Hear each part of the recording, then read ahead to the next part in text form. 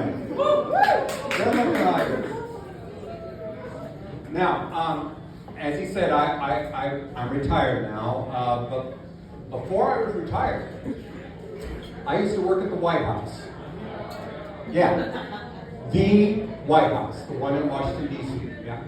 I used to party a lot with this guy named Eric, and one day we were out having a drink or two, and he said, "How would you like to work at the White House?" And I'm thinking, White House? Well, who wouldn't want to work at the White House? You know? And I said, I was thinking maybe chief of staff or press secretary. What do you need? And he goes, well, we need a makeup technician. A makeup technician at the White House. What does a makeup technician do, Eric? And he goes, well, you work with makeup and you make the President of the United States look like the mega leader he is. Make him the head of MAGA. And, you know, I had a few drinks, so I didn't hear MAGA. What I heard was mango. Not MAGA, but mango. So when I got to the White House, I was working with the makeup, put a bunch of orange in there. And you know, he liked it. He used it every day. Now, some people thought he looked like a pumpkin. I thought he looked like a mango, but you know, it's part of taste. It's just part of your taste. But he used it every day, and I thought I was a successful makeup technician. Well, when President Trump left and President Biden came in, they said they didn't need a makeup technician anymore. So I said, okay, maybe I'm done. They go, but how would you like to be the president's bike coach? Biking coach?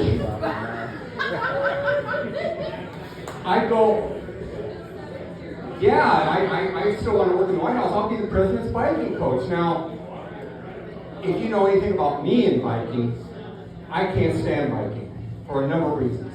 Back when I was growing up, you'd go biking, you had banana seats and handlebars up to here, you could have a buddy on the back, you could drive around town, it was fun. Now bikes are made by masochists with crotch fetishes. I kid you not. It's a bike seat that is about as wide as a baseball bat and about as hard as one. And the handlebars are sitting down here, so when you're driving around town, it looks like you're puking over a toilet bowl. And don't get me started about the biking shorts. Oh. The crotch-grabbing, skin-tight, spandex biker shorts with the padded butt that looks like you have a full diaper. It's terrible. And I just don't like biking. While you're grinding your crotch into that baseball bat of a seat and driving around town. But I said, sure, I'll be a biking coach. And, you know, it was going pretty well. Then one day the president came up to me and said, you know, I'm going to go for a bike ride tomorrow. The weather's supposed to be nice. And I hear that, you know, the media is going to be out there. And I thought it'd be kind of nice to go for a bike ride. And I go, well, Mr. President, I would go for a bike ride. You're not quite ready yet. We haven't worked on some of the skills of dismounting and all that kind of good stuff.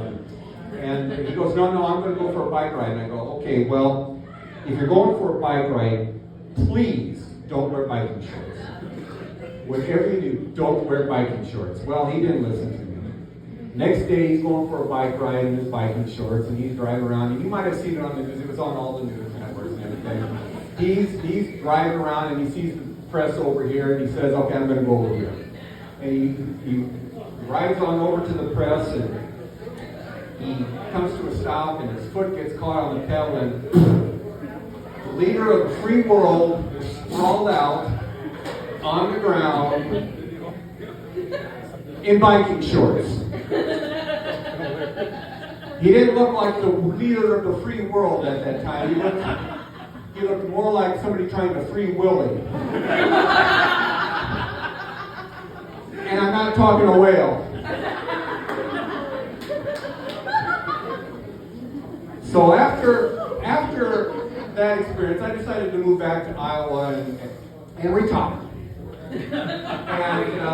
And as in retirement, I get to watch an awful lot of TV. You thought I was going to say porn, didn't you? You did. You thought I was going to say porn. No, TV. God, you guys got filthy minds. But I get to watch a lot of TV, and I kind of noticed how the ads kind of are geared towards your age group. You know, years of experience of watching these ads and having the junk mail come to your house and emails and all that kind of stuff. I'm kind of seeing how they kind of target people by age groups, and I observed on how they target them. So, the 20 to 30-year-olds, everything targets you is to make you sexy. From the cologne you wear, to the clothes you have on, to even the underwear you have, is about making you sexy. And when you get into your 40s and 50s, well, you pay for that. Because you had so much sex in your 20s and 30s, now you need help in the bedroom. So now you need some energy drinks and boner pills. Yeah, and when you have those energy drinks and those boner pills, they work really effectively. And I can remember back then, you have no idea how hard it is to be hyperactive. Yeah, that was a good line, man. You got it. Good. And you thought this was going to be the trouble table. This is going to know it. They're on their game today. But to be hyperactive with a boner all day is tough. You have no idea how hard it is to run around with a boner all day. It bangs into everything. I mean, office furniture and tables and kitchen chairs, it's just terrible. Well, now I'm in my 60s, so the commercials that are directed towards me now are basically to have a good day. And a good day is if I can make it through without wetting my pants. So you get a lot of incontinence, commercials where you want to wear, these diapers or what we call adult diapers, and have a good bowel movement.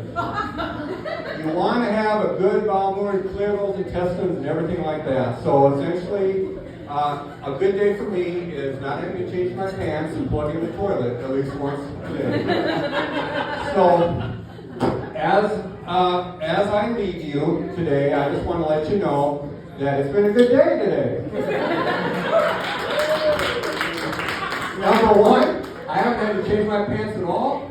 And guys, if you're planning to use the men's room today, stay out of the stall. Thank you very much.